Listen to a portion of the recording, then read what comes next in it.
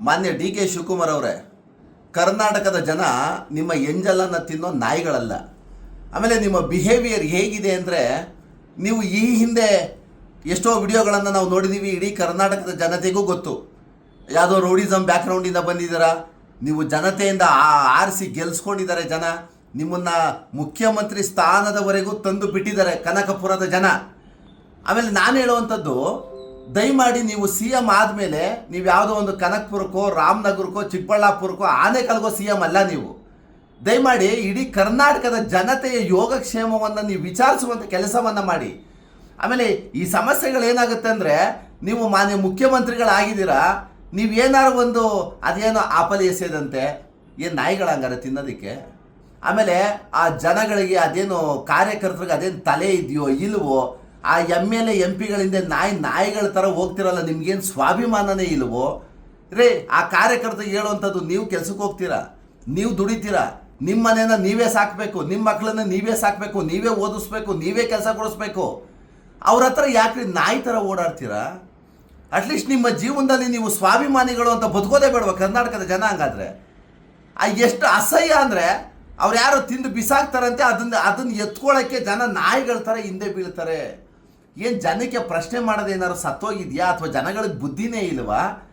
ಈಗ ಏನಾಗಿದೆ ಅಂದರೆ, ಇಡೀ ರಾಜ್ಯದ ಜನತೆಗೆ ನಾನು ಒಂದಷ್ಟು ಮಾಹಿತಿಗಳನ್ನ ಹೇಳ್ತೀನಿ ಕೇಳಿ. ಇದನ್ನು ತೀಕ್ಷ್ಣವಾಗಿ ತಲೆಗೆ ಹಾಕೋಬಿಡ್ರಿ. ಯಾವ ಎಮ್ ಎಲ್ ಎ ಎಂ ಪಿಗಳು ಏನು ದರ್ದಿಗೋಸ್ಕರ ನಿಮಗೆ ದುಡ್ಡುಗಳನ್ನು ಕೊಡೋದಿಲ್ಲ.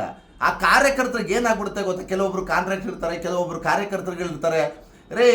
ಎಲ್ಲ ಎಮ್ ಎಲ್ ಎ ಎಂ ಪಿಗಳು ಗೋಮಾಳ ಜಾಗವನ್ನು ಲೂಟಿ ಮಾಡಿ ಸಾವಿರಾರು ಕೋಟಿ ಲೂಟಿ ಮಾಡಿ ಮಡಿಕೊಂಡವ್ರೆ ದುಡ್ಡನ್ನ. ಅದರಲ್ಲಿ ಏನಾಗುತ್ತೆ, ಎಲ್ಲೋ ಒಂದು 50,000, 1 ಲಕ್ಷ, 2 ಲಕ್ಷ ಕಾಂಟ್ರಾಕ್ಟ್ ಕೊಡ್ತಾರೆ, ಕಾಂಟ್ರಾಕ್ಟಿಂದ ಈಸ್ಕೊಡ್ತಾರೆ ದುಡ್ಡುಗಳನ್ನು. ಏನು ಅವ್ರ ಅಪ್ಪನ ಮನೆಯಿಂದ ತಂದು ಕೊಡ್ತಾವ್ರೇನ್ರಿ? ಯಾವನಾರು ಒಬ್ಬ M L A M P ಕಣ್ರಿ ಸ್ವಂತ ದುಡ್ಡನ್ನು ದುಡಿದ್ಬಿಟ್ಟು ತಗೊಬಂದು ಹಾಕ್ತಾವ್ರೇನ್ರಿ ಯಾರಾದರೂ?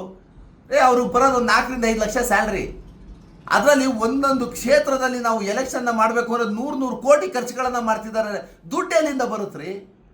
ಅದನ್ನು ಪ್ರಜೆಗಳು ಅರ್ಥ ಮಾಡ್ಕೊಳ್ಳೋದು ಬೇಡವಾ?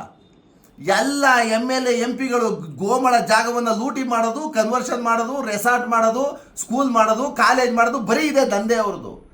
ಯಾವ ಎಮ್ ಎಲ್ ಎ ಎಂ ಪಿಗಳಿಲ್ಲ. ಇದೇ ನಮ್ಮ ನೋಡಿ, ನಿನ್ನೆ ನಾನು ಬಿಡದಿ ಬೈರುಮಂಗಲ ಅಂತ ಗ್ರಾಮಕ್ಕೆ ಹೋಗಿದ್ದೆ. ಅದನ್ನು ನಮ್ಮ ಮಾನ್ಯ ಡಿ ಕೆ ಶಿವಕುಮಾರ್ ಅವರು GBIT ಅನ್ನು ಮಾಡಕ್ಕೆ ಏನು AICT ಅಂತ ಮಾಡಕ್ಕೆ ಹೊರಟಿದ್ದಾರಂತೆ. ನಾನು ಹೇಳುವಂಥ ಪ್ರಶ್ನೆ ಏನು ಅಂದರೆ, ಇಡೀ ಕರ್ನಾಟಕದ ಜನತೆ ಅರ್ಥ ಮಾಡ್ಕೊಳ್ಳಿ. ಯಾರೇ ಒಬ್ಬ CM ಆಗಲಿ, ಈಗ ನಾನು ಏನಾಗ್ಬಿಡುತ್ತೆ ಅಂದರೆ, ಅವ್ನು ಯಾರೋ ಹೆಸದ್ರಲ್ಲ CM ಸಾಹೇಬರು, ನಾನು ಒಬ್ಬ ಪ್ರಜೆ ಅಲ್ವಾ, ನಾನು ಒಬ್ಬ ವೋಟರ್ ಅಲ್ವಾ, ನನ್ನ ಮೇಲೆ ಎಸ್ತಂಗಿತ್ತು ಸ್ನೇಹಿತರೆ. ಅದು ನಮ್ಗೆ ಅವಮಾನ ಅಲ್ವಾ? ನನಗೆ ನೇರವಾಗಿ ನನಗೆ ಅವಮಾನ ಆದಂಗೆ ಅದು. ದಯಮಾಡಿ ಆಮೇಲೆ ನೋಡಿ, GBIT ಮಾಡ್ತಿದ್ದಾರಲ್ಲ, ಯಾರೇ ಒಬ್ಬ CM ಆಗಲಿ, ದಯಮಾಡಿ ನೀವು ಅರ್ಥ ಮಾಡ್ಕೊಳ್ಳಿ. ಉತ್ತರ ಕರ್ನಾಟಕದಲ್ಲಿ ಮಾಡಿ. ಉತ್ತರ ಕರ್ನಾಟಕದ ಜನ ಪಾಪ ಸಾಯ್ತವ್ರೆ ಕಣ್ರಿ, ಡೆವಲಪ್ಮೆಂಟ್ ಇಲ್ಲ ಅಂತ. ಒಂದು ನಯ ಪೈಸದ ಅಭಿವೃದ್ಧಿ ಇಲ್ಲ ಅಲ್ಲಿ ಉತ್ತರ ಕರ್ನಾಟಕದಲ್ಲಿ.